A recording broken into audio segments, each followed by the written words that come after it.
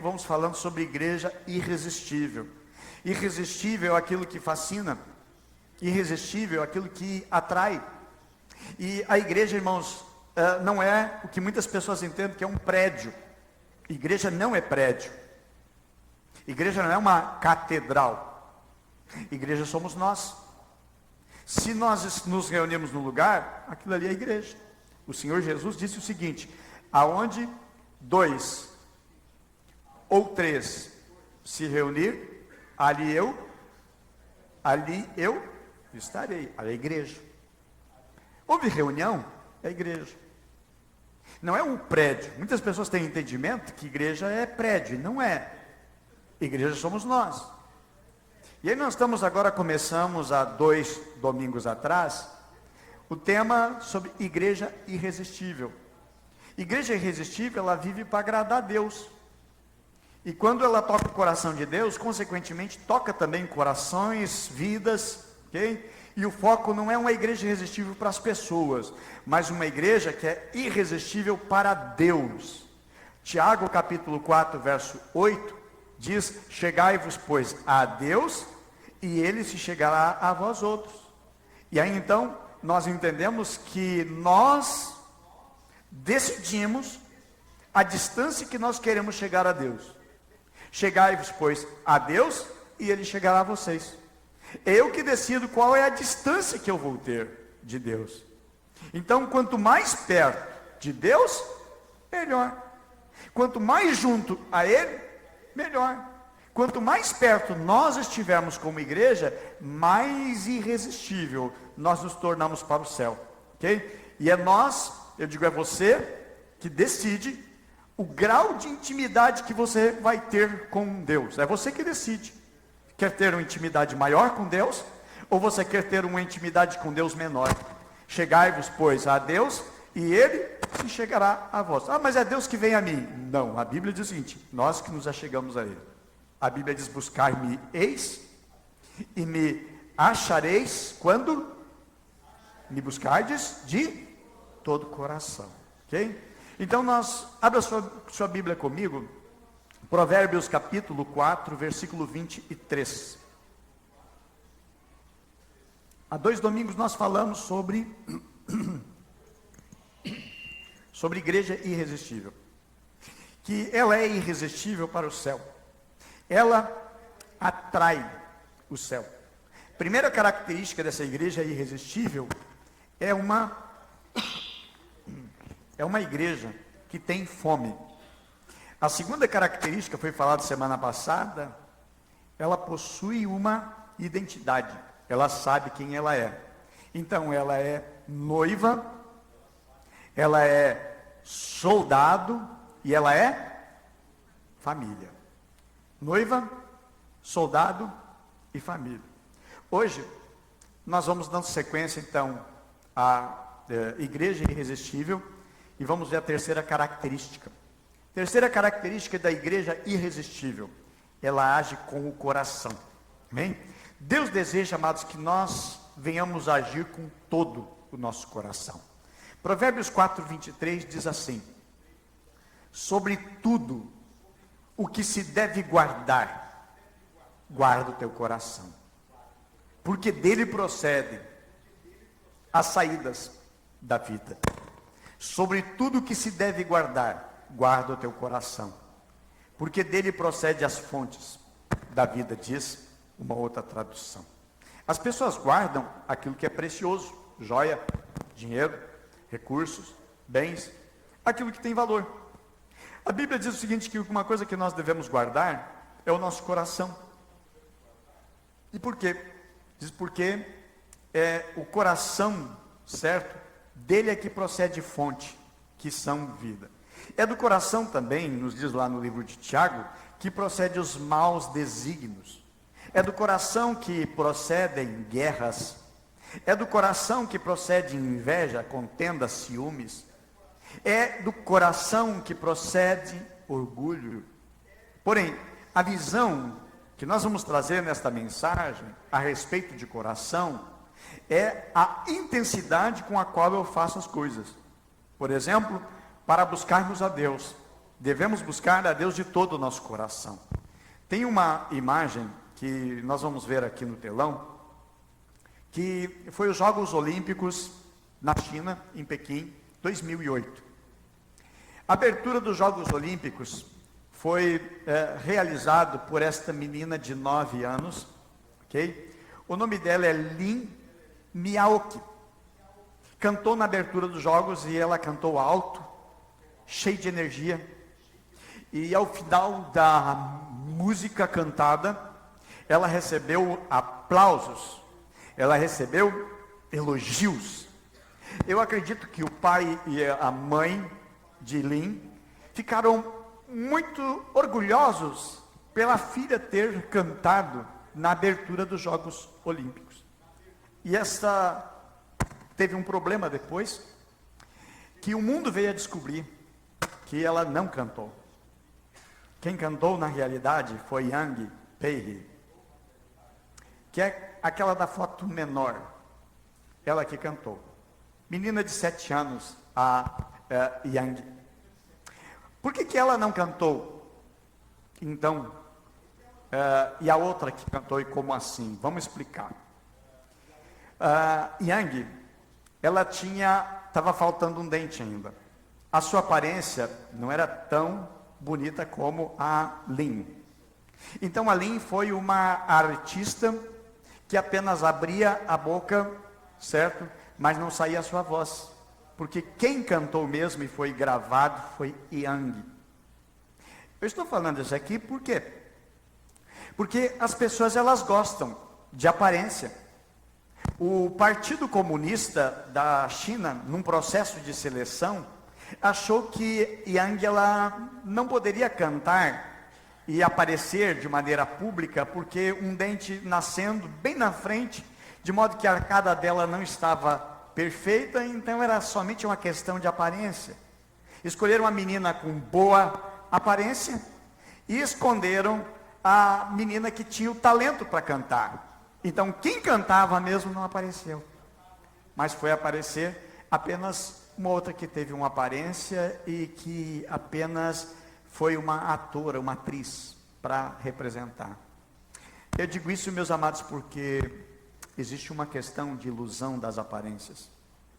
E às vezes a aparência é muito fácil mostrar, mas não o que está no coração.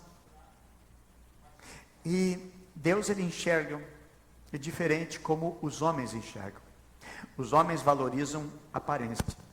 As pessoas, elas são avaliadas pelo exterior, pela aparência que tem. Deus, não. Deus não julga pela aparência. Deus não é pelo que aparenta ser, ou que o mundo faz, que é valorizar as aparências. Deus não faz isso. A ilusão é que se nós tivermos uma boa aparência, nós vamos ser bons, nós vamos ser aceitos por causa da aparência. Quantos lares são desmanchados por causa da aparência? O marido encontrou alguém que tem uma aparência mais bonita que da sua esposa. A esposa já teve vários filhos, o corpo já não é mais aquele. Viveu muitos anos com a sua esposa, de repente encontrou alguém e desmanchou um lar por causa de aparência. O mundo valoriza muito, mas não é a ação de Deus valorizar pela aparência. O que Deus valoriza é o coração que tem uma intensidade e que sabe o valor que é, o esforço que é, a dedicação que é. Deus não está preocupado com as aparências. Às vezes até na área religiosa existe um cuidado com a aparência. Por exemplo, haviam 4 partidos na época de Jesus, 4 partidos não políticos, mas que dá para dizer de alguma maneira, eram de alguma maneira política, mas eram 4 partidos religiosos. Havia os fariseus, eles eram muito conservadores da lei. Havia os saduceus, havia os essênios e havia também outro chamado os zelotes. Mas os fariseus, eles cuidavam muito da aparência. Então eles jejuavam para se mostrar mais religioso ou mais perto de Deus. Havia o momento que eles faziam orações de maneira pública. E aí Jesus traz ensinamento que quebra os fariseus, desmonta a estrutura dos fariseus. Jesus diz o seguinte: quando tu for lá, entra no teu quarto, fecha a porta e ora em secreto. Os fariseus, eles iam para as praças e eles oravam bem alto para ser visto pelas pessoas. Ah, aquilo lá é hora, aquilo lá é hora. Quando eles jejuavam, eles tinham o prazer de dizer: ó, eu jejuo e eu jejuo. Aí Jesus diz o seguinte: quando forem jejuar, que é bíblico jejuar, Jesus diz o seguinte: ó, arruma a tua aparência, não fica todo descabelado, entregue assim uma vida solta, mas tem uma boa aparência para que as pessoas não percebam que você está jejuando. Então, na realidade, eles cuidavam muito com a aparência e valorizavam a aparência, enquanto que Jesus mostrava diferente. Então, Deus não está preocupado com as aparências. Amém? Aí Deus está querendo um coração focado e dedicado. Por isso que a terceira característica da igreja irresistível é que age com o coração e não com a aparência. Aí Jesus vai falar a comparação de um fariseu que vai orar e mostra um pecador, um homem que a Bíblia chama os publicanos, mas na realidade eram homens que a sociedade não gostava deles, que eram cobradores de impostos. Enquanto que o publicano clamava e batia no seu peito e dizia: Senhor, tem misericórdia de mim, porque eu sou pecador. O fariseu disse: Deus, te dou graças, porque eu jejuo. Deus, eu te dou graças, porque eu sou um homem bom. Deus, eu te dou graça, porque eu sou um homem crente. E ele se vangloriava disso. Aí, o Senhor Jesus disse o seguinte, que esse homem saiu do mesmo jeito, não mudou nada. Mas o outro, que somente confessou o seu pecado, a sua miséria, se reconhecendo miserável diante de Deus, essa era a sua oração, saiu dali justificado. Também nós encontramos no Antigo Testamento, no livro de Samuel, quando Samuel, o profeta, grande homem de Deus, foi consagrar e ungir um dos filhos de Jessé para ser rei. E na hora, no momento em que ele estava ungindo, que tinha mais aparência, o que tinha uma aparência assim bonita, era o filho mais velho, e Deus disse o seguinte: não unja ele, porque eu não escolhi ele. E Deus disse assim: Samuel, tu está olhando a aparência, eu olho o coração, não é esse.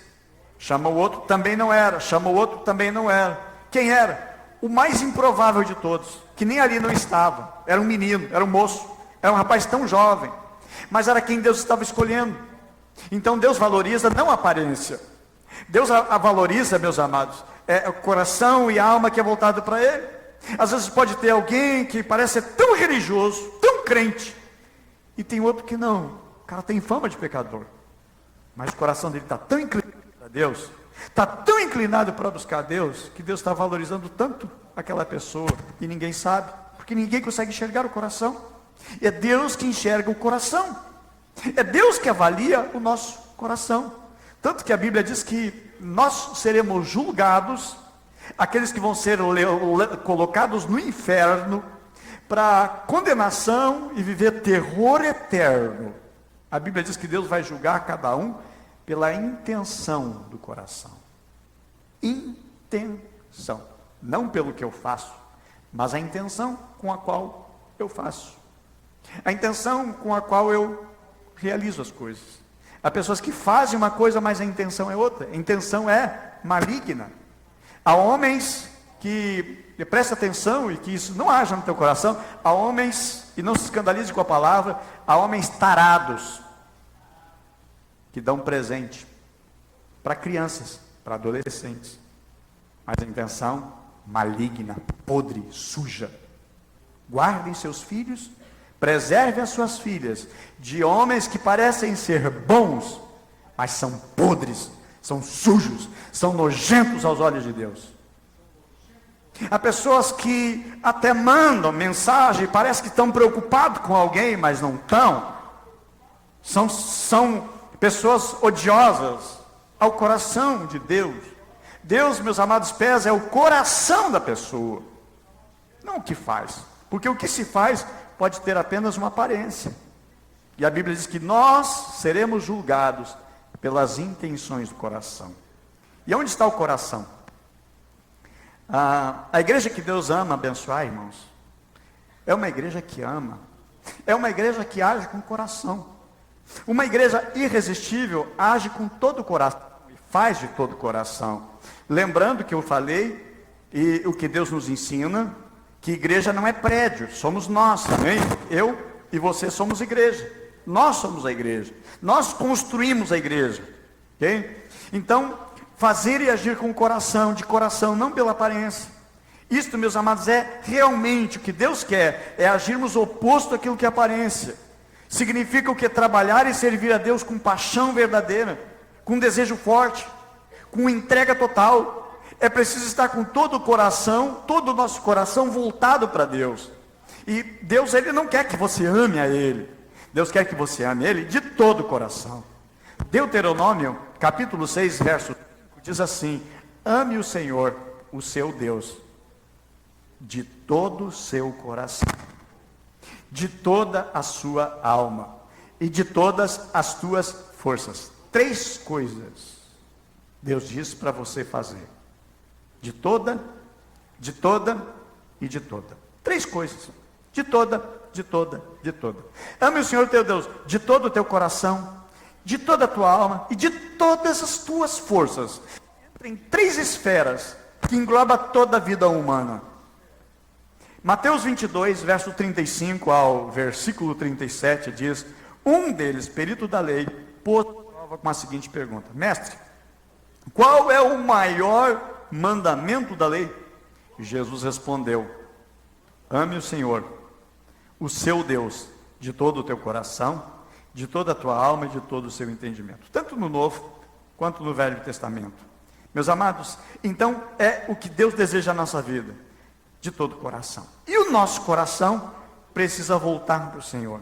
O que significa para você voltar o teu coração? Pergunta o que o Espírito Santo, que está nessa igreja, agindo agora, agindo no nosso meio, como estava agindo no louvor, o que o Espírito Santo ministra no teu coração, que o teu coração precisa voltar para Deus. Se eu disser hoje para você o que a Bíblia diz, volta o primeiro amor. O que o Espírito Santo fala e ministra no teu coração, o que é voltar ao primeiro amor para você? Eu digo nas experiências que teve para com Deus, nas experiências que você teve, se não teve, vai ter muitas. Mas o que o nosso Deus quer e que Ele deseja, meus amados, que o nosso coração esteja com grande paixão para com Ele, para com a sua obra.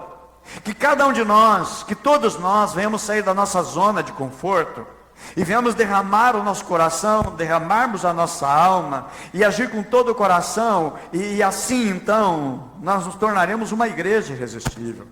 Lembrando que igreja é eu e você, somos nós, como igreja.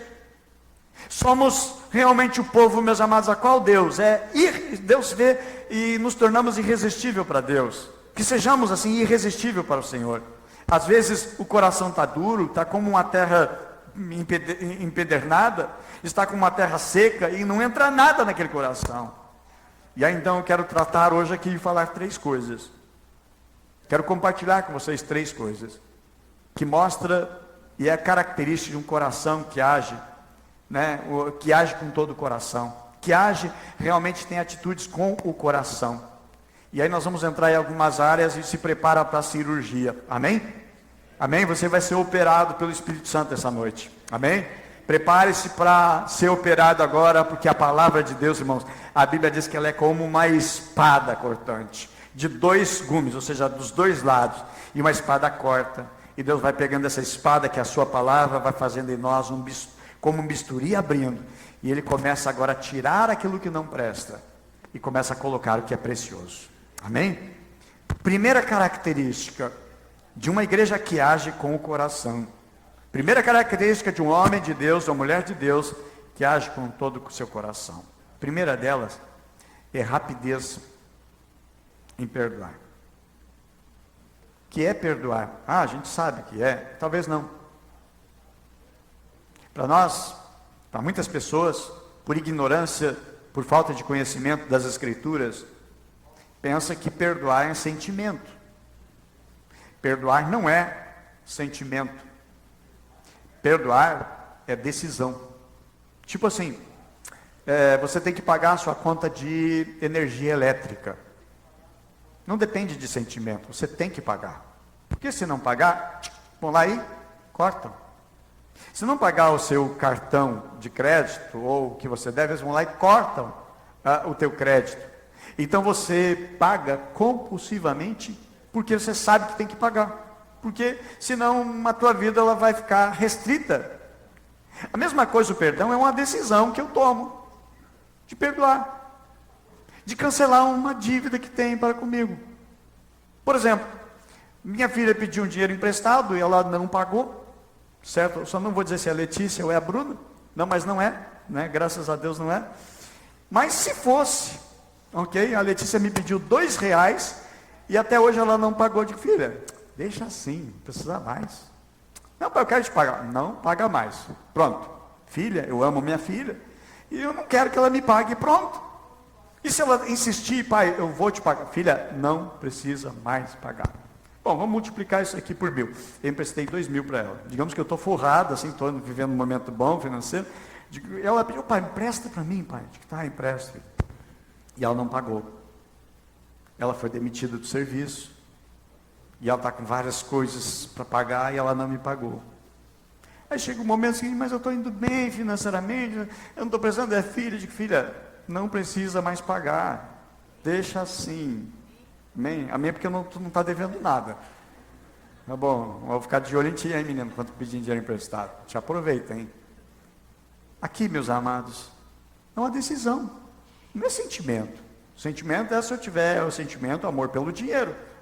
Eu amo muito mais o dinheiro do que a minha filha. E a Bíblia diz que nós temos que amar o nosso próximo. A Bíblia diz que nós temos que orar pelos nossos inimigos, até os inimigos. São decisões que a gente toma. É uma questão racional. E uma das coisas que acontece, irmão, no ser humano, nós somos lentos e devagar para perdoar. Nós ficamos presos ao mundo das nossas decepções. Nós ficamos avaliando as nossas feridas, as nossas mágoas. Às vezes ficamos raspando com cacos de telha as nossas debilidades emocionais. E aí nós ficamos presos na amargura, na decepção e demoramos em perdoar. E o que a Bíblia diz? O apóstolo Paulo, inspirado pelo Espírito Santo, ele escreveu no livro de Efésios, capítulo 26 e 27, diz o seguinte: irai-vos e não pequeis. Não se ponha o sol sobre a vossa ira. E dizendo, não deis lugar ao diabo. O que significa irai-vos e não pequeis? Diga assim, eu me irar? Sim, é normal, qualquer pessoa se ira. Você pensa que está olhando o pastor, o pregador, né, o vosso orientador espiritual, pregando aqui, pastor, meu Deus, é homem de Deus, ele não se ira não. É que lá não tem ira, o coração dele é tão puro. Irmãos, vocês não convivem comigo.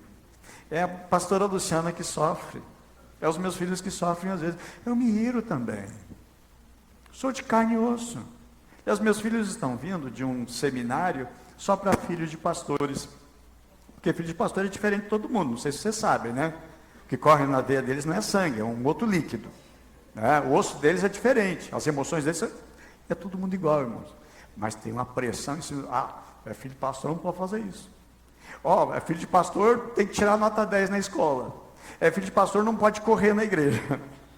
Quando é criança. Criança faz coisa de criança. A experiência, irmãos, é extraordinária. Eles tiveram um final de semana muito precioso. Mas sabe o que eu digo isso, irmãos?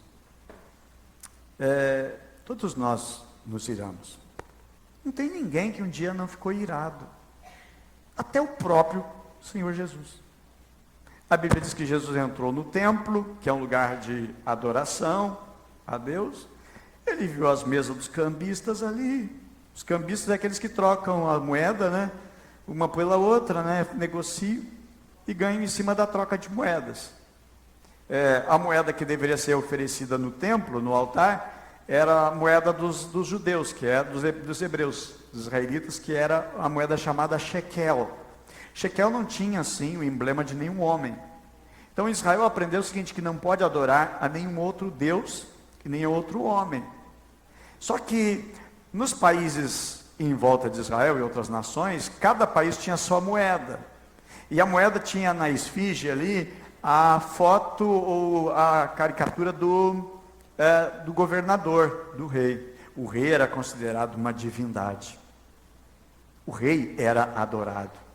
Então eles não poderiam colocar no templo de oferta uma moeda de algum outro deus. O que eles faziam? Eles trocavam lá nos cambistas. Tinha os vendedores nas mesas também, com mesinhas ali, com os quiosques alugados pelo sumo sacerdote, que faturava muito dinheiro com a venda desses negócios, dava lucro. Então, eles vendiam os pombas, vendiam animais para o sacrifício, vendia óleo, vendia os vinhos para libações e outras coisas mais. E eles compravam. Jesus ficou indignado. E Jesus disse o seguinte: não façam da casa do meu pai casa de ladrões. Não façam da casa do meu pai um lugar de comércio e lucro para vocês. E a Bíblia diz que Jesus roubou a mesa dos cambistas. Aliás, a Bíblia diz que ele fez um chicote. Só que eu fico imaginando, Jesus não chegou assim manso e humilde, né?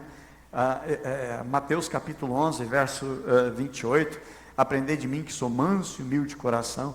Aí Jesus chegou na mesa do cambista, de repente, ei cara, como é que está as vendas? Ah, tá legal, tá bombando. Disse, tá bom, que Deus abençoe. Mas tu me dá licença, que assim, eu estou indignado, eu quero derrubar a tua mesa, tu deixa? Não, irmão, Jesus não chegou conversando assim. Jesus chegou virando a mesa dos cambistas. Jesus estava irado, incomodado com coisa errada. Quem é que não vai se irar com as coisas que estão erradas? Exceto se tiver também errado. Como é que vai criticar uma pessoa que está roubando de outros? Como é que ele vai criticar que ele foi roubado?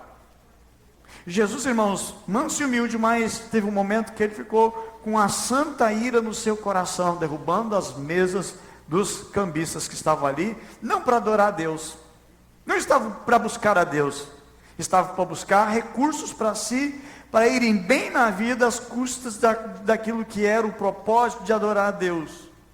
Então todos nós nos iramos. Não tem ninguém, eu acredito, que não se ire.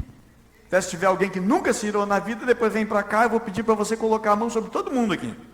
Porque a gente se ira, a gente fica irado.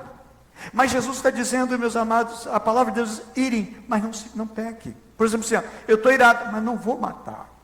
E nem perguntaram para uma senhora uma vez, os conflitos conjugais, perguntaram para ela, tu nunca pensou em te separar, divorciar do teu marido? Dizer lá, olha, divorciar e separar, nunca pensei. Mas matar ele eu já pensei um monte de vezes. E outro que disse assim, orando, Deus, me dá paciência, Senhor, porque se tu me der força, eu vou acabar com a vida dessa pessoa. A gente se ira, mas a Bíblia diz, se ira, mas não peca. A ira pode se transformar num pecado.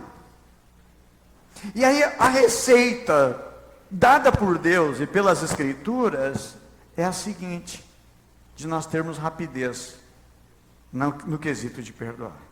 Por isso que a Bíblia diz assim, não pequeis e não se ponha o sol sobre a vossa ira. O que é não colocar o sol sobre a minha ira? Eu não ficar deixando para depois da manhã, semana que vem, mês que vem, ano que vem, daqui 10 anos. Não. A Bíblia diz, não se ponha o sol sobre a ira de vocês. Resolve o problema. Resolve a pendência que tem.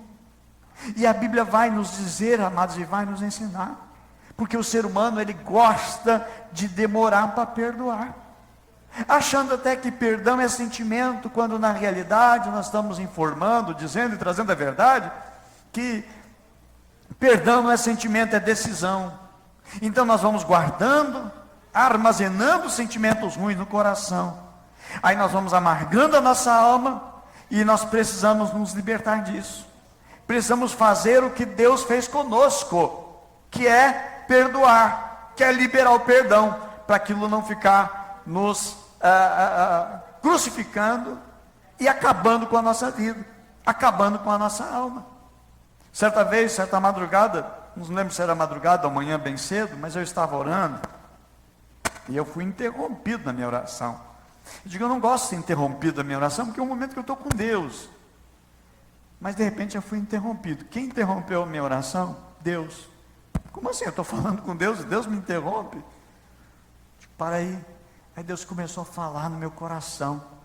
Porque, meus amados, eu estava orando a Deus, buscando por certas situações. E Deus interrompeu a minha oração, falando ao meu coração, dizendo, como tu quer que eu te ouça? Como tu quer que eu responda a tua oração, se tu não consegue perdoar? Eu digo, Deus, como assim, velho? Eu ensino todo mundo que deve perdoar. Como que eu não perdoo? E aí Deus trouxe, amados, a minha memória, uma situação que eu tinha com uma pessoa que tinha saído da igreja, e levou algumas pessoas com ele, e eu que ensinava a outros sobre perdão, mas eu não admitia que eu tivesse faltado em dar perdão para alguém. E o Espírito Santo fez entender que eu não tinha liberado perdão. Como, pois, eu vou buscar então a intimidade com Deus, o meu relacionamento com Deus, enquanto eu tenho dívidas com outras pessoas, nos meus sentimentos e nas minhas emoções? Então, naquele momento eu disse, Deus, perdoa, Senhor, por eu ter isso com essa pessoa. Eu libero perdão agora, nesse momento. Naquela semana mesmo tive a oportunidade de falar com aquela pessoa e disse, olha, assim, eu estou te perdoando disso, liberado. Até hoje a gente se vive super bem. Mas às vezes a gente não admite que tem. Como um pastor, eu não admitia que eu tinha alguma coisa com alguém, e tinha na minha alma.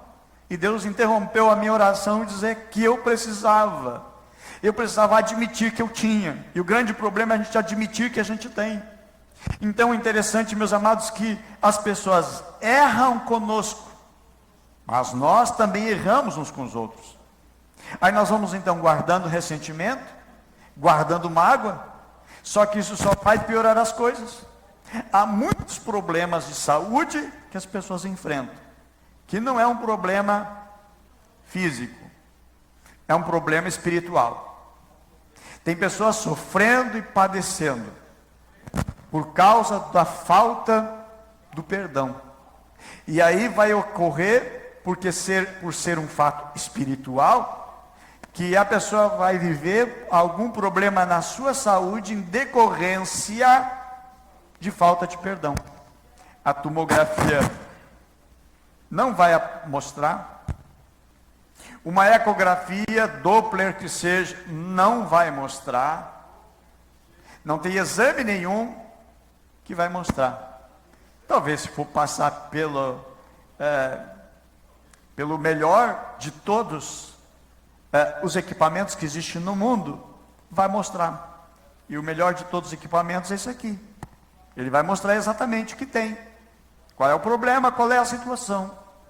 Aí a Bíblia vai dizer que a questão da falta do perdão vai gerar e vai produzir efeitos negativos na saúde do ser humano. Meus amados, quanto mais rápido você perdoar, mais rápido você vai crescer, mais rápido vai ficar curado também. Uma igreja irresistível a Deus é uma igreja que tem rapidez para perdoar. Olha só, uma igreja irresistível é a que sabe que mesmo que erram, elas são perdoadas. Isso é muito bom. Então essa é a nossa primeira característica de uma igreja que age com o coração, rapidez em perdoar. Eu trago vocês agora para dentro de um texto de Colossenses, capítulo 3, verso 13, que diz assim, sejam amáveis. Amém? Sejam amáveis, amém? Amém? Olha o recado de Deus para você, ó. Seja amável, amém? Você é meio truculento aí, ó, a Bíblia diz, seja amável.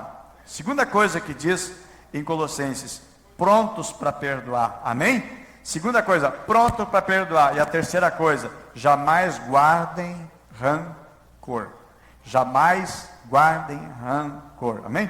Vamos dizer comigo para guardar e memorizar? Diga assim, jamais guardem rancor. Jamais guardem rancor. O que você guarda na sua casa? Eu guardo muito rancor no meu coração. Então hoje, despeja tudo isso.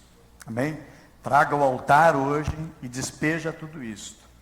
Porque não é bom. Isso não é positivo. Isso detona e destrói tudo. Não só a tua saúde, como também as tuas emoções, como também a tua vida e relacionamento com Deus, como também vai trazer e criar mais desafetos ainda. Uma pessoa que guarda rancor, ela vai pulverizar para todo mundo contra aquela pessoa. Quer ver um teste que você tem rancor com alguém? Quem é a pessoa que você mais fala mal? De quem você tem maior rancor?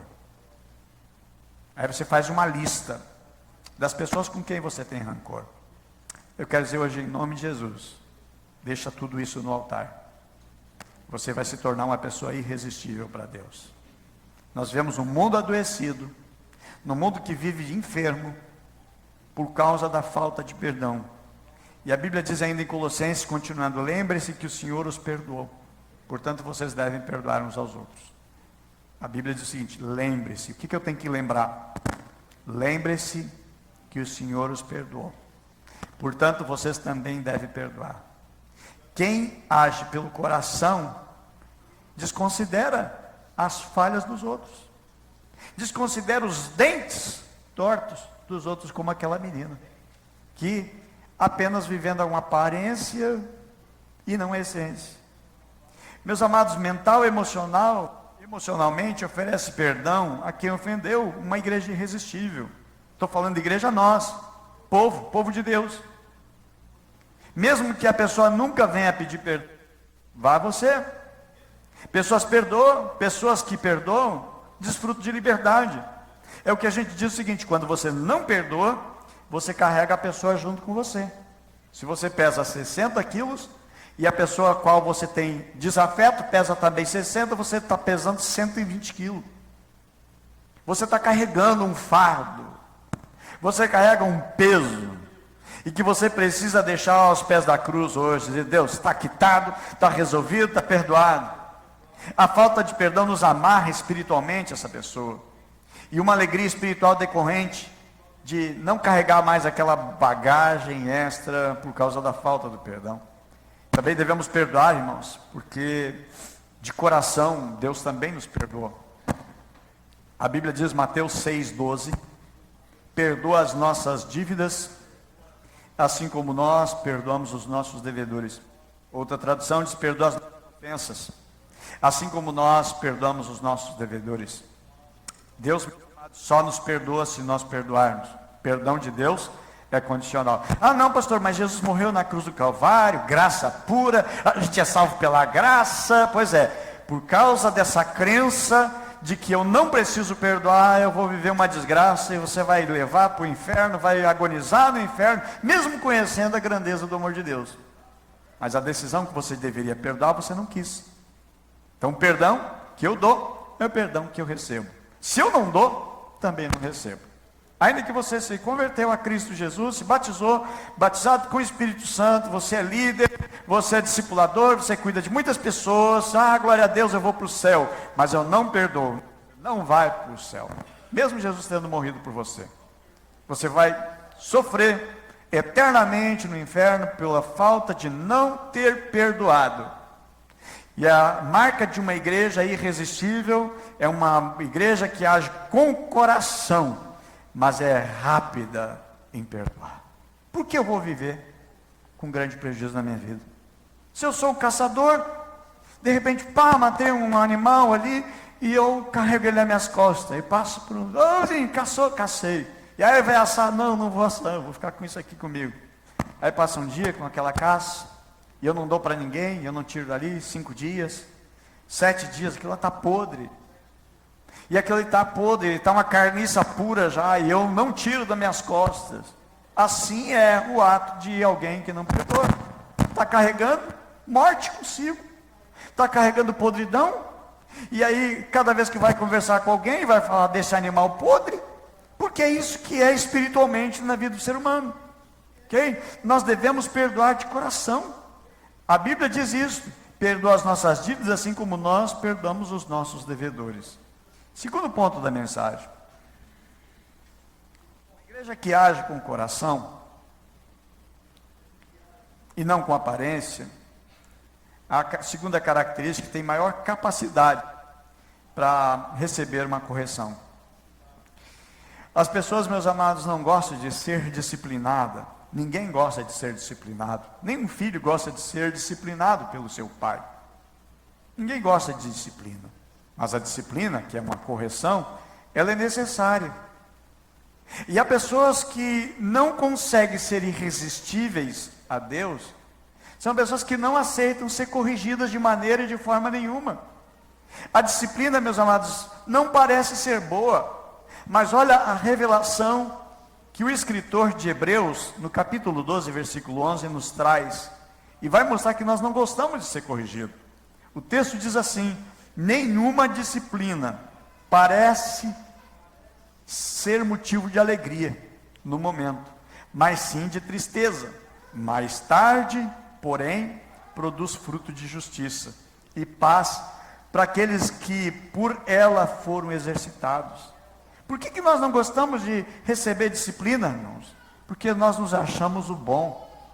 O grande mal do ser humano: se acha bom, se acha melhor que todo mundo. E ai que discipline. Certa vez eu fui disciplinar alguém aqui, conversar, olha, fez coisa errada. Ah, tá, pastor, tudo bem, não vou fazer mais. Aí reclamou para outro: ah, o pastor me repreendeu, disse isso. Ele não gosta de disciplina. Ama o quê? Ah, tu é bonito, tu é fofinho, tu é amado, tu é a coisa mais linda do universo, é só isto? Mas pastor, não existe pastor para passar a mão em cima. Às vezes o pastor bate na ovelha. Por quê? Para o bem. O bom pastor, ele dá vida pelas ovelhas. Mas às vezes chega um momento que o pastor tem que quebrar a perna da sua ovelha. Por quê? Aquela ovelha vive fugindo, vive escapando. Às vezes o pastor vai lá, amorosamente, pega aí, quebra a perna da ovelha, para ela não fugir mais. Aí o pastor vai lá, enfaixa, arruma, conserta, ajeita. Um pastor faz tudo, né? Um pastor Adalto faz tudo ali, e aí conserta e deixa ali. Agora aquela ovelhinha não sai mais de perto, ela precisa de cuidado. Às vezes Deus nos disciplina, irmãos, por um motivo: porque Ele nos ama.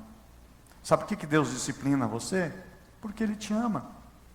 E às vezes Deus utiliza para nos disciplinar o líder do aprisco, o discipulador, o pastor, um dos pastores.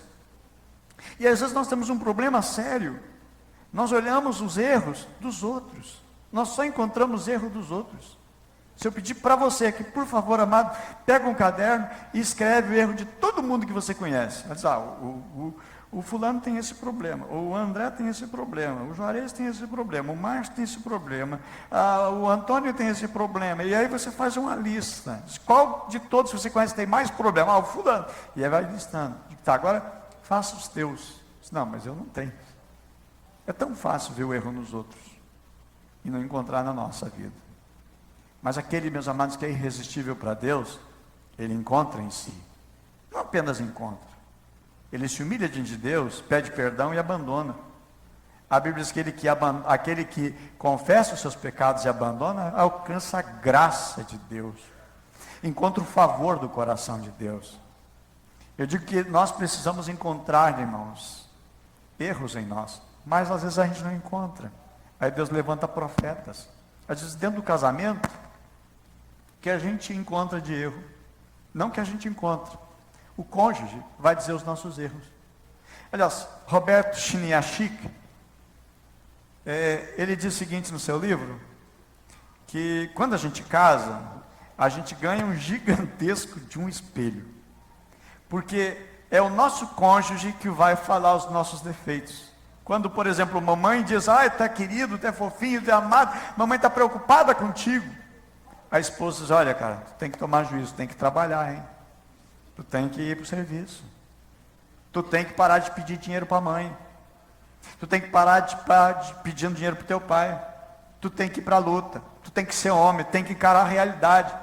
Tem que encarar teus erros. E aí a pessoa ela não encontra, ela não acha em si. O cônjuge, a esposa, é o marido que vai encontrar. Problemas de relacionamento conjugal está porque um encontra e vê o defeito no outro, mas o outro não encontra em si. Enquanto que muitas vezes o nosso cônjuge é uma bênção na nossa vida. E vai mostrar os erros e falhas que nossa mamãe e papai não encontram erro na gente.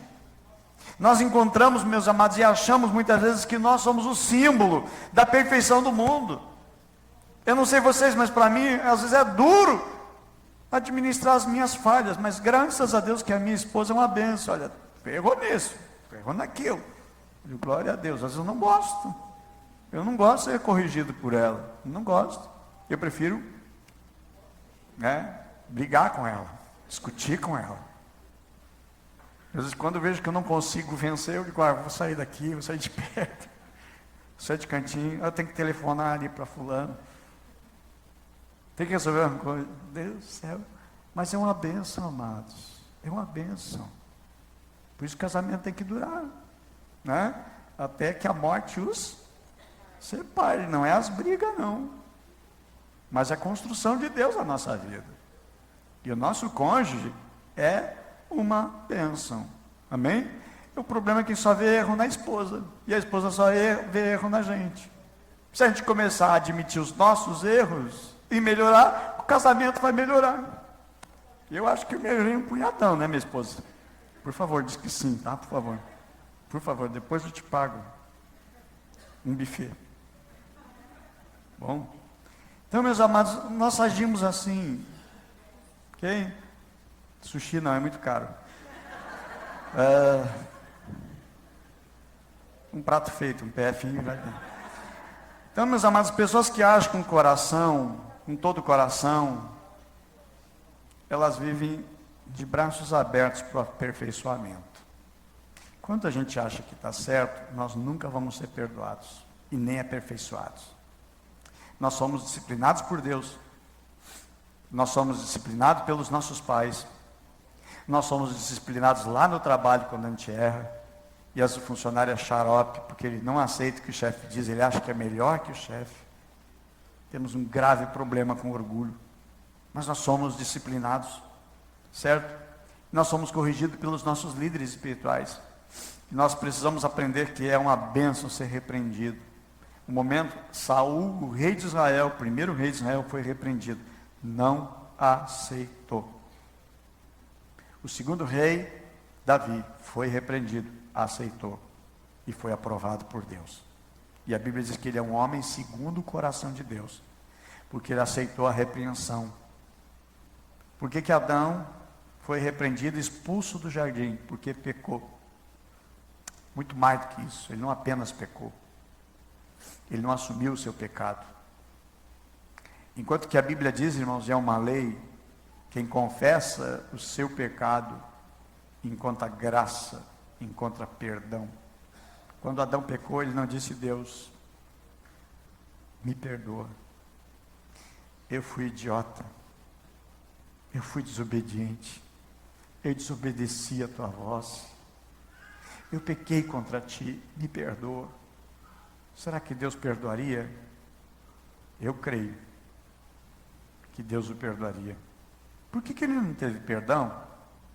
Porque ele é o seguinte, ele disse o seguinte para Deus: Deus, foi a mulher, foi ela, culpou a mulher, não só a mulher, ele culpou dois culpados, ele encontrou para o seu erro. Ele disse: foi a mulher, tu me deste. Ele culpou a mulher e culpou Deus. Como é que vai encontrar perdão de Deus quando eu não reconheço que eu erro? Isso é o grande mal de todo mundo. Não reconhecer o seu erro, não conhecer a sua falha e sair brigando por não reconhecer. Falta de humildade. E o que Deus quer tratar, amados? O nosso coração. Deus quer tratar a nossa alma. Chegou a hora de nós acordarmos e reconhecer a nossa culpa, reconhecer a nossa falha e assumir a correção que Deus quer nos dar. A Bíblia diz que Deus repreende aqueles a quem Ele ama. E se Deus não repreende é porque não ama. Mas se Deus nos faz passar pelo moinho, se Deus faz nos passar pela prensa, se Deus nos faz passar pela tribulação, é porque nos ama. Entendam, queridos, para que nós nos tornamos irresistíveis para Deus. Vamos parar de procurar de quem é a culpa. E vamos admitir, cada um de nós, a culpa é nossa. A nação está ruim por causa dos políticos. Não! Está ruim por nossa causa. Se fizéssemos a nossa parte, o mundo estaria melhor. Se todos pagassem seus impostos de uma maneira devida. É o ser humano. Político é um cargo, mas quem está lá é um homem, um ser humano, como qualquer outro.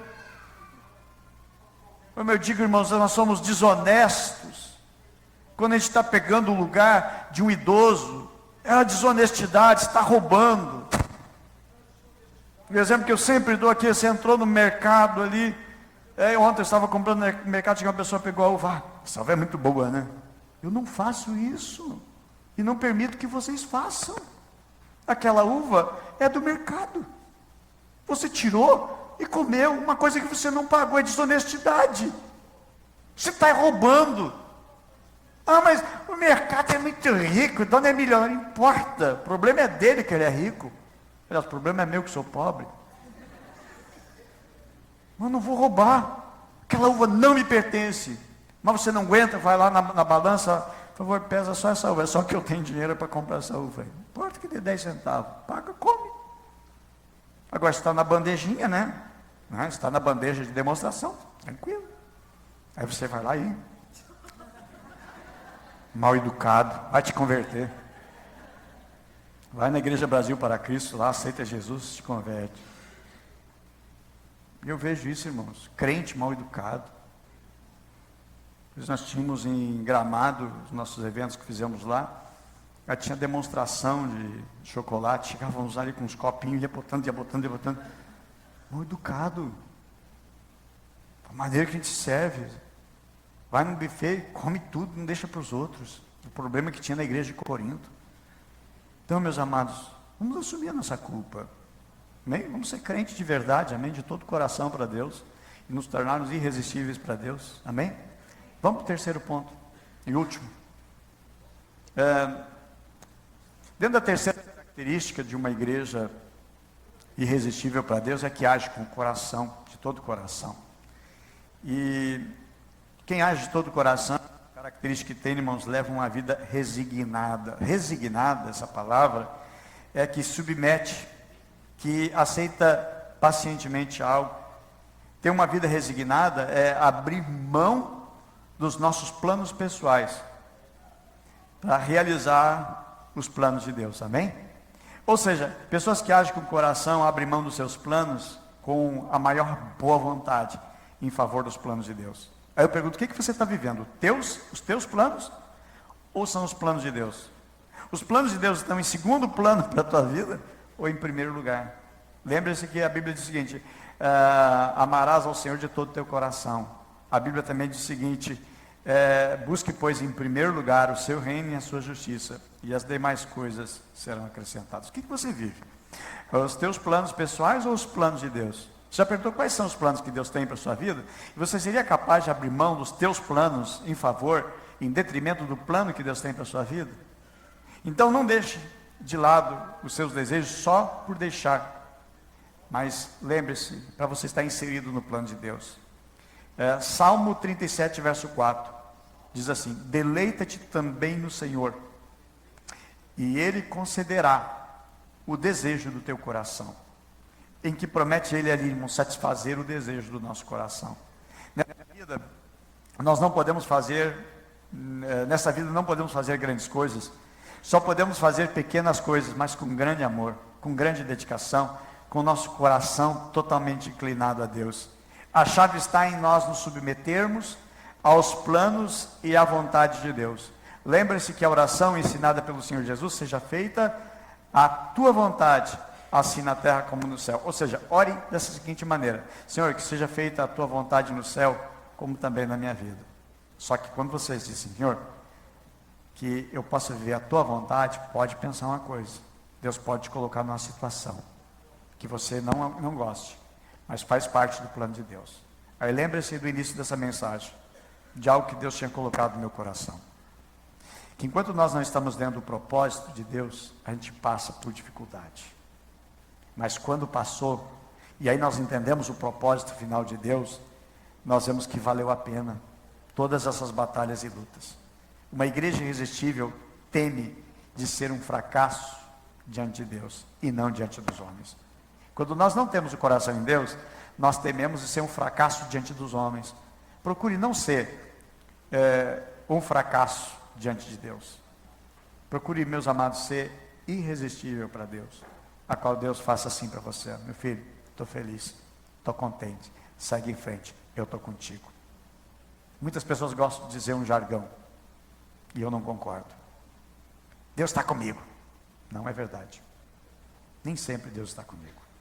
Nem sempre Deus está com as minhas escolhas, nem sempre Deus está com a minha vontade, com o meu querer. Se eu fizer a vontade dele, se eu me tornar uma igreja irresistível, Deus é comigo. Lembre-se, Mateus 28, versículo 18, 19 e 20. E eis que estou convosco todos os dias. Qual é o contexto? Qual é o contexto? Não é viver minha vida doidadamente, mas o contexto é fazer a vontade de Deus, aquilo que Ele colocou, aquilo que Ele pediu. Ide, portanto, por todo mundo, pregai o evangelho a toda criatura. Quem crer for batizado será salvo. Façam discípulos no meu nome, ensinando a guardar tudo que eu tenho ensinado. Então eu estarei com vocês. Tem um então, tem uma vírgula e tem um e. Amém? Meus amados, que o nosso Deus nos fortaleça. Que Deus arranque do nosso coração dois pilares que são destrutivos para nós. O primeiro deles é o egoísmo. E o segundo deles é o comodismo. Bem, nós vamos orar a Deus. Convido o Ministério de Louvor a passar aqui. Nós vamos orar. E vamos buscar, meus amados, a nossa vida. Colocar no altar de Deus. Prestar culto ao Senhor com alegria. A Bíblia diz isso no Salmo 100, verso 2. Prestem culto ao Senhor com alegria. Entre na sua presença com cânticos alegres. Reconheço que Ele é o nosso Deus. E Ele nos fez e somos dele. Somos seu povo, rebanho do seu pastoreio. Eu encerro com a frase do pastor Hernandes Dias Lopes, que diz que muitos querem Deus presente, mas o que nós devemos querer é Deus presidente. Presidente é quem governa. A gente somente quer Deus presente, somente bênçãos de Deus. Mas nós devemos desejar, irmãos, não um Deus presente apenas, mas um Deus presidente. Alguém que manda, alguém que comanda, alguém que realmente tem autoridade sobre a minha vida e que eu faça o que Ele quer e não o que eu quero. Bem, vamos orar a Deus. Eu quero chamar aqui os líderes de aprisco para estar aqui na frente. Nós queremos orar. Impetrar sobre a sua vida uma bênção e hoje decida, faça uma decisão hoje. Busque em Deus perdão, restauração, deseje, almeje ser irresistível para Deus. Bem, quando nós estamos falando nessa série, uma igreja irresistível, nós não estamos falando de uma igreja que está situada na rua Galmém de Quadros, bairro Vicentina, e que em breve tempo vai para a rua da Estação 444. Eu estou falando nós como igreja, sermos irresistíveis para Deus. Busque isso para agradar o coração do Pai e Ele mudar os teus caminhos. Vamos orar?